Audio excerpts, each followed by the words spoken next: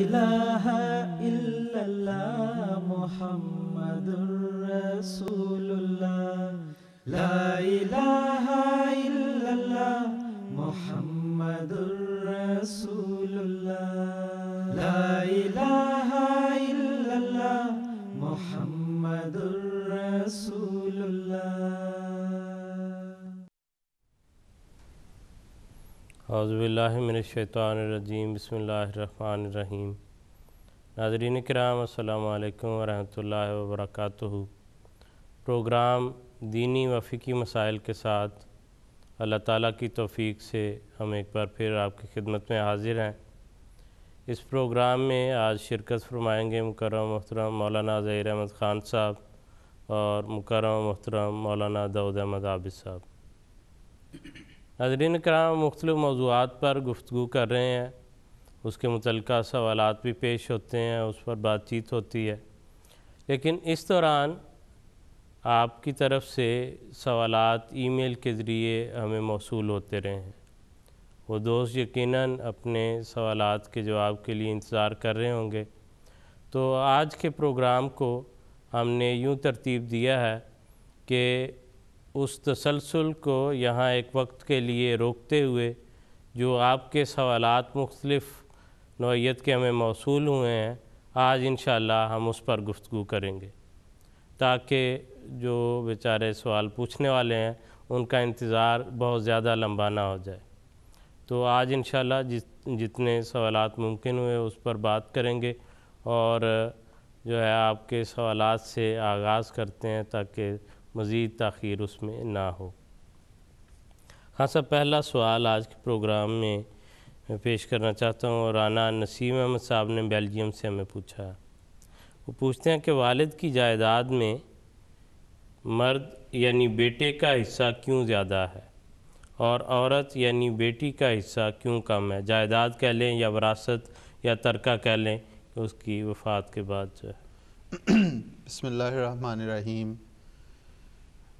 دراصل اللہ تعالیٰ نے قرآن کریم میں جو مرد اور عورت کے مقام کو بیان کرتے ہوئے ذکر فرمایا ہے، تھوڑا سا قبل اس کے کہ اس کے جواب کی طرف آئیں، تھوڑا سا اس پہ روشنی ڈالنا چاہتا ہوں۔ ایک تو جہاں تک خدا تعالیٰ کا قرب حاصل کرنے اور تقویٰ کے معیار اختیار کرنے اور ان مقامات کو حاصل کرنے کا تعلق ہے، تو اللہ تعالیٰ نے اس معاملے میں کہا کہ عورت اور مرد برابر ہیں، اور جس قدر کوئی عورت جس طرح ایک مرد جو ہیں وہ اللہ تعالیٰ کے احکامات کی تعمیل کریں گے تو جو کچھ وہ کمائیں گے اس کا یا جس قسم کے اعمال وہ بجا لائیں گے ان کا اجر انہیں ملے گا۔ بعین ہی عورتوں کے لیے بھی فرمایا کہ جب وہ نیکیاں اختیار کریں گی، جو کچھ وہ کمائیں گی اس کا اجر اور ثواب اسی طرح انہیں ملے گا۔ اس میں کوئی اسلام نے فرق نہیں کیا۔ جہاں تک ان معاملات کا تعلق ہے، دنیاوی ذمہ داریوں کا تعلق ہے، جسمانی ساخت کا تعلق ہے، تو قدرت نے اس میں ایک فرق رکھا ہے، اور اسی فرق جو ان کی جسمانی ساخت میں ایک فرق ہے، اسی کے مطابق ان کی ذمہ داریوں میں بھی فرق ہے۔ قرآن کریم میں اللہ تعالیٰ فرماتا ہے اس معاملے میں عورت اور مرد کے تفاوت کو بیان کرتے ہوئے کہ الرجال قوامون علی النساء بما فضل اللہ بعضهم علی بعض وبما انفقوا من اموالہم، کہ اللہ تعالیٰ نے مردوں کو عورتوں پر ایک فضیلت دی ہے، ایک فوقیت دی ہے، اور وہ قوام ہیں۔ عربی میں قوام نگران کو کہتے ہیں، جو ان کی دیکھ بھال بھی کرے، تربیت کی بھی دیکھ بھال کرے اور اس پہ ایک لحاظ سے نگرانی کرے۔ تو مرد کو الرجال کا لفظ استعمال کر کے کہا کہ مردوں کو عورتوں پہ یہ فوقیت ہے کہ وہ نگران ہیں۔ اس کی دو وجوہ قرآن کریم نے بیان کی۔ ایک تو یہ کہ ایک بالکل سیدھی سی بات ہے کہ کسی ایک کو تو کسی پہ فضیلت دینی تھی، ٹھیک۔ اس میں تھوڑا سا یہاں رک کے اگر ہم دیکھیں کہ سوال ہو سکتا ہے کہ کیوں انسان اللہ تعالیٰ نے سارے برابر کیوں نہیں کر دیے عمارت میں، جسمانی ساخت میں؟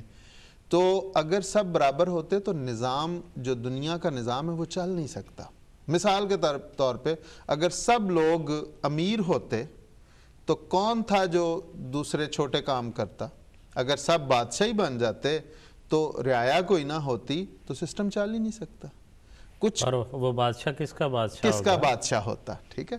اگر سب کے سب اگر کچھ درزی نہ ہوتے، کچھ جوتی بنانے والے نہ ہوتے، کچھ پڑھائی لکھائی کرنے والے نہ ہوتے تو سسٹم چل ہی نہیں سکتا تھا. ٹھیک ہے. اس لیے وہ سسٹم چلانے کے لیے بما فضل اللہ بعضهم علی بعض، کسی کو تو کسی پہ فضیلت دینی تھی. اسی طرح اگر مرد اور عورت برابر ہوتے تو بچے کون جنتا؟ ٹھیک. عورت اور مرد کی بناوٹ میں جو اللہ تعالیٰ نے ایک ساخت میں، جسمانی ساخت میں فرق رکھا، وہ ہمیشہ سے روز الست سے جب سے انسان بنا، عورت بچے پیدا کرتی ہے اور مرد کی ذمہ داری یہ لگائی. دوسری اس میں بما انفقوا من اموالہم کا کہا. ایک تو یہ کہ کسی کو کسی پہ فضیلت دینی تھی. دوسری وجہ قرآن کریم نے یہ بیان کی کہ بما انفقوا من اموالہم، کہ مرد کی ایک ذمہ داری یہ ہے کہ وہ باہر کمائے، روزی کا سامان کرے اور بچوں اور بیوی کے روزی کے سامان مہیا کرے.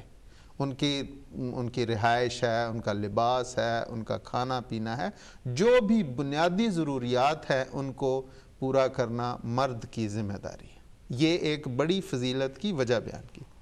اب اس لحاظ سے تھوڑا سا اس کو اور ہم بڑھائیں گے کہ ایک لحاظ سے اللہ تعالیٰ نے دونوں جو مرد اور عورت دونوں جو صنفیں ہیں ان کی بیان کر دی ذمہ داریاں، کہ باہر کے کام کاج، باہر کی دوڑ دھوپ، باہر کی محنت وہ مرد کا کام ہے.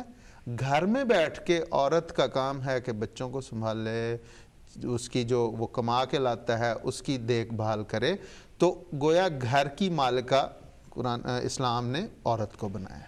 ایک بڑا مقام عطا کیا ہے اسلام نے عورت کو. اس لیے یہ نہیں کہ اسے کوئی چار دیواری میں بند کر دیا. یہاں پہ اس کو سسٹم میں وزیر داخلہ بنایا. ہاں، وزیر داخلہ بنا، ہوم سیکرٹری اسے بنا دیا.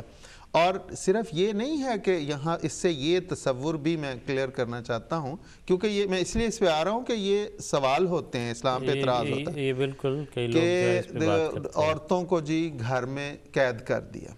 حضور صلی اللہ علیہ وسلم اسلام کی قطعاً ایسی کوئی تعلیم نہیں. حضور صلی اللہ علیہ وسلم کے عہد مبارک میں ازواج مطہرات دوسری صحابیات غزوات میں بھی شامل ہوتی تھی. اور جس طرح میں نے کہا کہ اللہ تعالیٰ نے ان کی ساخت میں ایک نزاکت رکھی ہے، ان کی جسمانی ساخت میں. یہ تو نہیں ہو سکتا کہ وہ تلوار اور وہ جو شیلڈ ہے وہ اٹھا کے لڑائی ہوئے. جو ان کی نرسنگ کا کام ہے، پانی پلانے کا کام ہے، مرہم پٹی کرنے کا، یہ سب کام کیا کرتی تھی.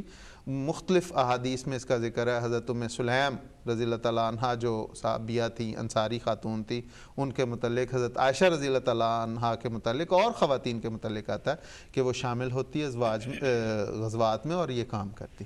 اس لیے باہر اسی طرح حضور صلی اللہ علیہ وسلم نے فرمایا کہ دین کا نصف علم حضرت عائشہ سے سیکھو. اور حضرت عائشہ رضی اللہ تعالیٰ عنہ کلاسیں لیا کرتی تھی، درس و تدریس کا کام ہوتا تھا.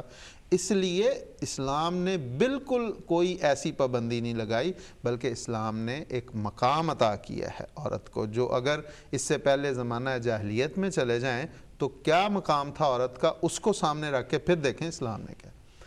باقی یہ الگ بات ہے کہ باہر نکل کے کتنی آزادی ہے. انسان کی عورت کی ساخت میں کمزوری ہے. آج کے دنیا میں جو اعتراض کرنے والے ہیں اسلام پہ، اگر وہ دیکھیں، وہ اپنا جائزہ اگر لیں تو کہاں پہ مثال کے طور پہ جو دنیا میں اولمپکس ہوتی ہیں، انٹرنیشنل گیمز ہوتی ہیں، ان میں بھی عورت کو رکھا الگ مقابلے ان کے معیار جو ہیں ان سے وہ کم ہیں. ہاں جی بالکل. اور اس کے علاوہ اگر کہا جائے کہ نہیں جی دیکھیں وہ تو اس زمانے میں پڑھی لکھی نہیں تھی، آج تو پڑھی لکھی خواتین ہیں، تو ٹھیک ہے، بالکل پڑھی لکھی ہیں. ویسٹرن دنیا میں مجھے یہ بتا دیں کہ ویسٹرن دنیا میں کتنے ممالک ہیں جن میں کہ یہ کہا جاتا ہے کہ یہ مثال کے طور پہ 20 ممالک ہیں اور 10 کی سربراہیں خواتین ہیں اور 10 کے مرد ہیں. کیونکہ جی مساوات مساوات. کہاں ہے مساوات؟ پھر ان 20 ممالک کی جو پارلیمنٹس ہیں ان میں بتائیں کہ عورتوں کو کتنا حصہ ہے اور مردوں ساری پڑھی لکھی ہیں نا. اب اگر کسی کو یہ لگتا ہے کہ اسلام نے روکا ہے تو وہاں تو اسلام نہیں روک رہا ان کو, وہاں وہ آ جائیں. یہاں حیرت انگیز بات ہے کہ جس وقت اسلام نے یہ عورت کو حقوق دیے ہیں وہ تو بیچاری بڑی پسماندہ تھی, نہ پڑھی لکھی تھی, نہ اس کے پاس دولت تھی, نہ وہ دولت کو ایکوائر کر سکتی تھی, اس کا حق ہی کو نہیں تھا دولت کو حاصل کرنا. اس وقت جب کہ اس کا کوئی حق نہیں تھا, اس موقع پہ اسلام نے کہا کہ نہیں, آدھا حق اس کا بھی ہے, اس کو بھی دیا جائے. اور یہ وہ موقع ہے جب بالکل خلا تھا.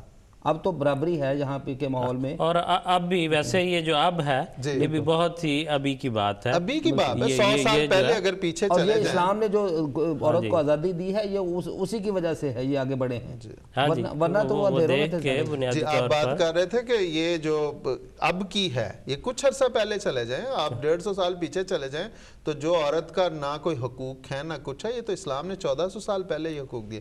تو خیر اس تمہید کے بعد اب ہم اصل جواب کی طرف آتے ہیں, اصل سوال کی طرف آتے ہیں. تو اصل میں اسلام نے اخراجات کی ذمہ داری, مالی امور, مالی ذمہ داریوں کی ادائیگی جو ہے وہ خامد کے سپرد کی, مرد کے سپرد کی, مرد کے ذمہ کی ہے. اس لیے اسلام نے اس بات کو بھی مد نظر رکھتے ہوئے کہ عورت کو جو حصہ ملنا ہے وہ اس کی ذمہ داری نہیں ہے کہ وہ بچوں پہ خرچ کرے, خامد پہ خرچ کرے. اگر وہ کرتی ہے تو وہ احسان ہے, اسلام نے اس کو بھی بیان کیا کہ وہ احسان ہے, لیکن ذمہ داری مرد کی ہے. اس لیے مرد کو وراثت میں یا اس طرح ڈبل حصہ دیا, یا جس نے خرچ کرنا اس کو مہیا بھی تو کرنا ہے, مہیا بھی کرنا. جی تو یہ ایک وجہ یہ ہے. دوسری وجہ حضرت اقدس مسیح موعود علیہ السلام نے بھی انہی سورۃ نساء کی ان آیات کا جہاں پہ حضور نے تشریف فرمائی ہے اس کا ترجمہ کرتے ہوئے حضور نے اس کی وجہ بھی بیان فرمائی. وہ میں ایک لائن پڑھ دیتا ہوں. یہاں پہ حضور فرماتے ہیں, یہ چشمہ معرفت میں حضور نے فرمایا, وہ جو ہے نا یوصیکم اللہ فی اولادکم, اس میں حضور اس کی ترجمہ کرتے ہوئے فرماتے ہیں تمہاری اولاد کے حصوں کے بارے میں خدا کی یہ وصیت ہے کہ لڑکے کو 2 لڑکیوں کے برابر حصہ دیا کرو.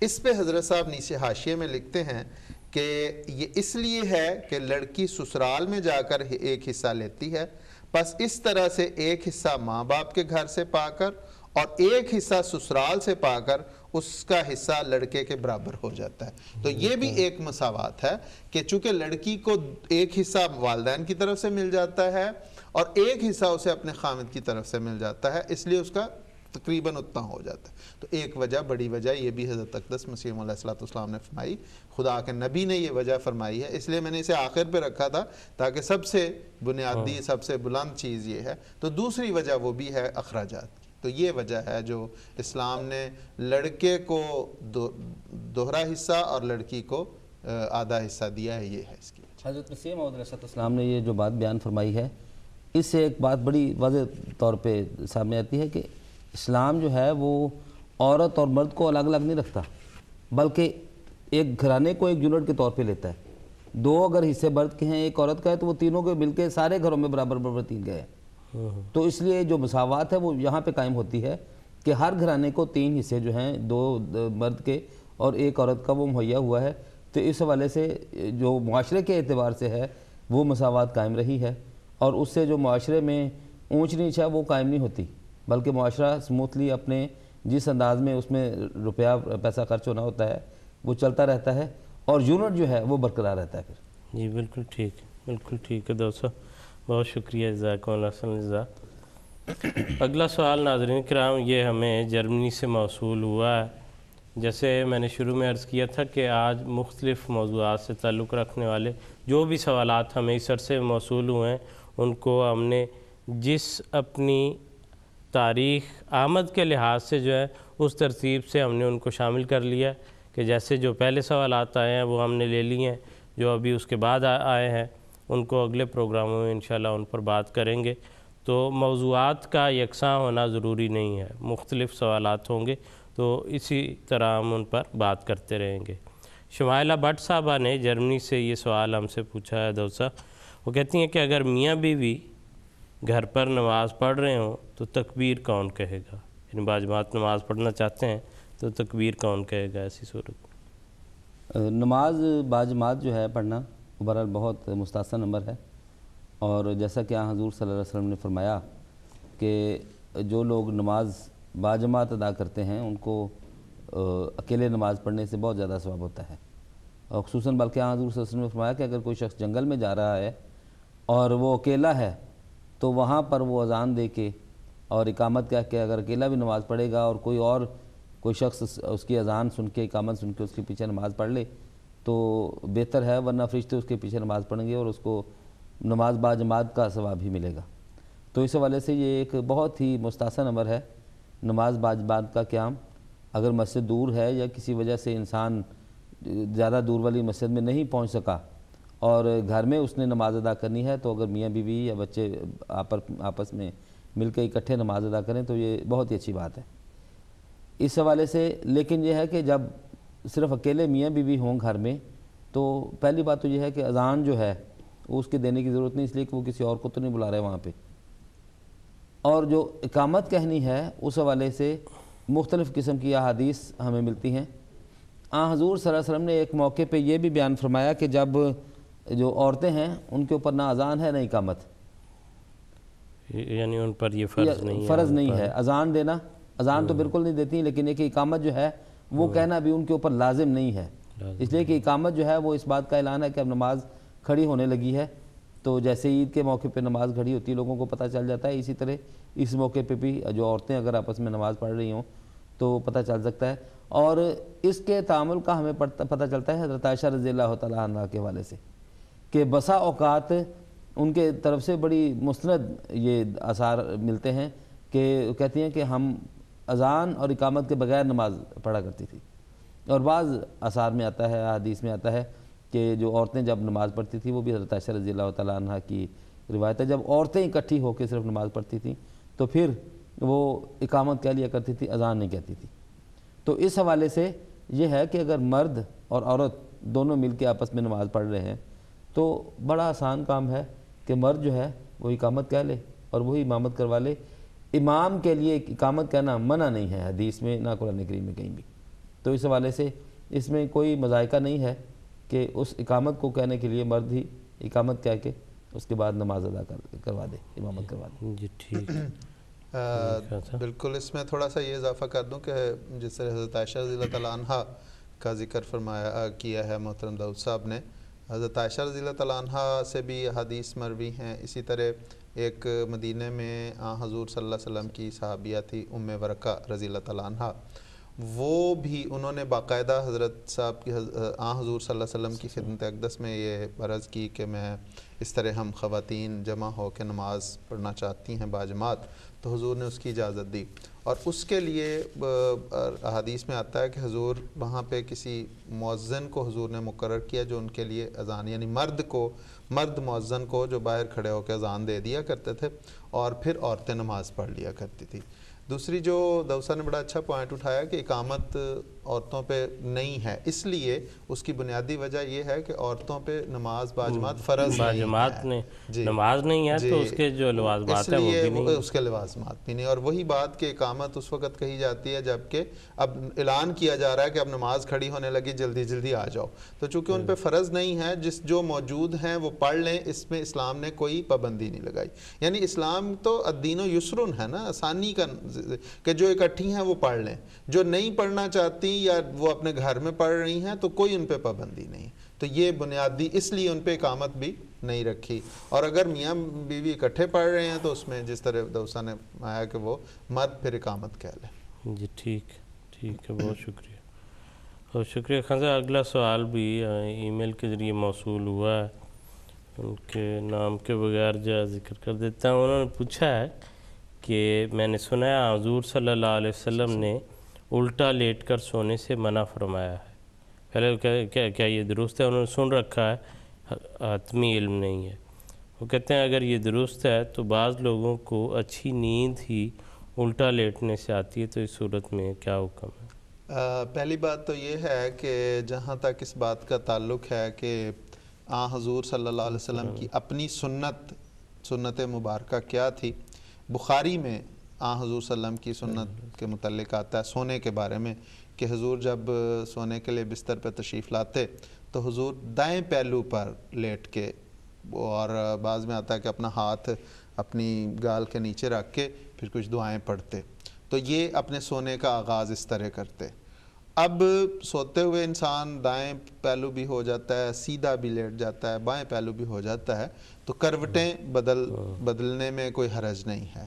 یہ تو حضور صلی اللہ علیہ وسلم کی سنت مبارکہ کہ دائیں پہلو پہ لیٹ کے حضور شروع کرتے.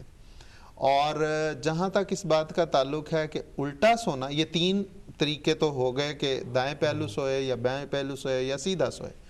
تو یہ تو جہاں تک الٹا سونا ہے, اس کے متعلق احادیث میں جو صحاح کی احادیث ہیں, ابن ماجہ کی, ترمذی کی, اس میں اس قسم کی احادیث کثرت سے ملتی ہیں کہ حضور صلی اللہ علیہ وسلم نے اس کو بہت ناپسند فرمایا. اور یہاں تک الفاظ ہیں کہ حضور نے فرمایا کہ یہ اہل نار, دوزخیوں کے سونے کا یہ انداز ہے. اور بعض روایات میں حضور صلی اللہ علیہ وسلم نے اس حد تک اس کو ناپسند کیا کہ مسجد میں اگر کوئی الٹا سوئے ہوئے تھے صحابی, تو حضور نے پاؤں کے ساتھ ان کو اٹھایا ہے. اب یہ ایک اس کی کراہت کی طرف اشارہ ہے. نارملی جو عام طور پہ حضور صلی اللہ علیہ وسلم کا اخلاق, آپ کے جو آپ نے جو طبیعت تھی وہ بالکل اس کے خلاف تھی کہ حضور کو کسی کو اس طرح کریں. لیکن یہ سونے کے انداز کو جس طرح کہ میں نے کہا کہ حضور نے فرمایا کہ یہ جہنمیوں کے سونے کا انداز ہے, اور فرمایا کہ اس سے اللہ تعالیٰ ناراض ہوتا ہے. ایک حدیث میں آتا ہے کہ یہ اللہ تعالیٰ کو ناراض کرنے والا انداز ہے. تو اس لیے حضور صلی اللہ علیہ وسلم نے اس کی کراہت کے پیش نظر, اس کی ناپسندیدگی کے پیش نظر اس کو پاؤں سے اٹھایا. 2 صحابہ کے متعلق آتا ہے کہ وہ کہتے ہیں کہ ہم مسجد میں سوئے ہوئے تھے تو اس طرح حضور نے ہمیں اٹھایا. تو یہ اب جہاں تک اس سوال کے دوسرے پہلو کا تعلق ہے کہ بعض لوگوں کو اچھی نیند اس طرح آتی ہے, تو اس میں تو بڑی بنیادی چیز ہے کہ اللہ تعالیٰ نے جو انسان کی جسمانی ساخت ہے وہ اس طرح کی بنائی ہے, انسان کا مزاج اس طرح کا بنایا ہے کہ جس طرح وہ اپنے آپ کو ڈھال لے وہ ڈھلتا چلا جاتا ہے. اگر کوئی شخص کھانا زیادہ کھانے کی عادت ڈالے تو اسے زیادہ کھاتا چلا جاتا ہے. کوئی سونے کی عادت زیادہ ڈالے تو وہ سوتا جاتا ہے. لیکن ایک لمٹ ہے ہر کام کی جو انسان کی جسم کے ساتھ لگی ہوئی ہے. تو اس میں بھی اگر جس طرح میں نے کہا کہ یہاں حضور صلی اللہ علیہ وسلم نے اس کو ناپسند کیا, حدیث واضح طور پہ موجود ہے, اس لیے اس سے اجتناب کرنا چاہیے. اور کسی کو اگر ہے تو اس کو چھوڑ کے, اسے ترک کر کے, شروع میں ہو سکتا ہے کہ اسے تھوڑی سی مشکل پیش آئے, لیکن چونکہ اللہ تعالیٰ قرآن کریم میں فرماتا ہے کہ ما آتاکم الرسول فخذوہ وما نہاکم عنہ فانتہوا, بڑا واضح حکم ہے کہ جو تمہیں کرنے کو کہے اس پہ سمینا و اطعنا کہہ کے اس پہ اطاعت گزاری دکھایا کرو, اور جس سے روکے اس سے رک جاؤ. اسی میں برکت اور اسی میں خدا تعالیٰ کے بھی فضل حاصل ہوتے ہیں. اس لیے جن کو یہ تکلیف ہے انہیں آہستہ آہستہ اس تکلیف سے اس نیت کے ساتھ کوشش کرنی چاہیے کہ یہ حدیث کا حکم ہے, حضور صلی اللہ علیہ وسلم فرمان ہے.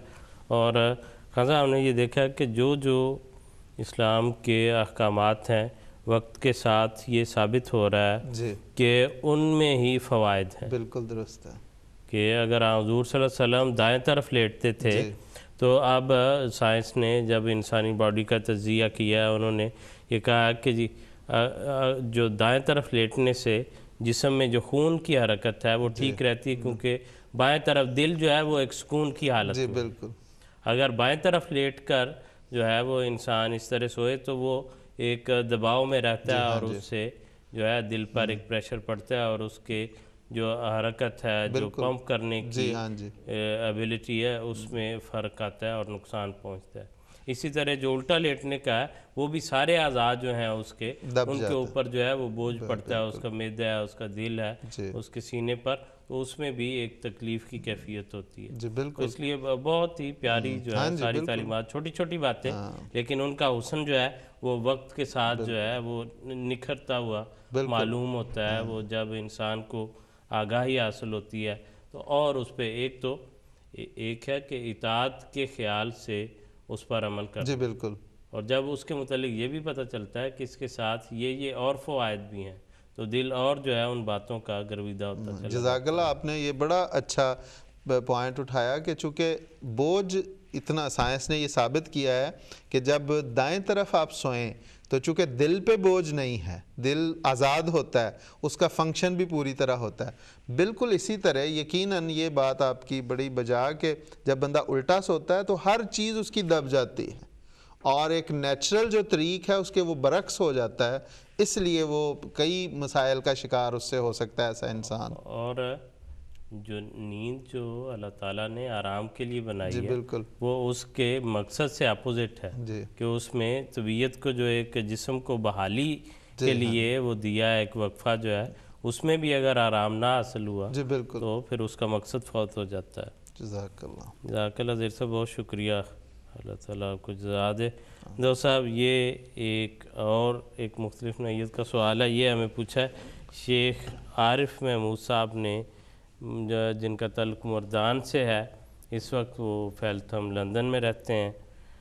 شیخ صاحب جزاک اللہ، آپ نے ماشاءاللہ بڑی تفصیلی جو ہے وہ میل ہمیں لکھی ہے، کئی ایک آپ نے سوالات اس میں بھجوائے ہیں۔ ہم انشاءاللہ باری باری مختلف پروگراموں میں آپ کے ان سوالات پر گفتگو کریں گے، ایک ہی پروگرام میں سارے جو ہیں وہ ہم شامل نہیں کر سکیں گے۔ ہم چاہتے ہیں کہ جو ہمارے ویورز ہیں مختلف جگہ کے، سب کی شمولیت اس میں جو ہے وہ ہوتی رہے، تو انشاءاللہ آپ کے سوالات ہمارے پاس محفوظ ہیں، ان پر بات کریں گے، لیکن کچھ وقت لگے گا، تو آپ برائے کرم پروگرام باقاعدگی سے اسی طرح دیکھتے رہیں۔ دوسرا سوال انہوں نے پوچھا ہے، وہ کہتے ہیں کیا قرآن کریم کی تلاوت کے لیے باوضو ہونا ضروری ہے؟ دوسرا حصہ انہوں نے یہ پوچھا کہ نیز کیا کپڑوں اور جسم کا پاک صاف ہونا بھی ضروری ہے؟ پاکیزگی جو ہے وہ ایک بڑا وسیع مضمون ہے، اور جسم کی اور انسان کی پاکیزگی کے مختلف مراحل ہیں۔ ایک تو ہے کہ ایک انسان نے وضو کرنا ہے صرف، اور دوسرا یہ ہے کہ اس نے نہانا بھی ہے، اور تیسرا یہ ہے کہ اس کے کپڑے بھی گندے ہیں۔ یہ الگ الگ مضمون ہیں سارے، ان کے حوالے سے ان ساری چیزوں کو الگ الگ دیکھا جا سکتا ہے۔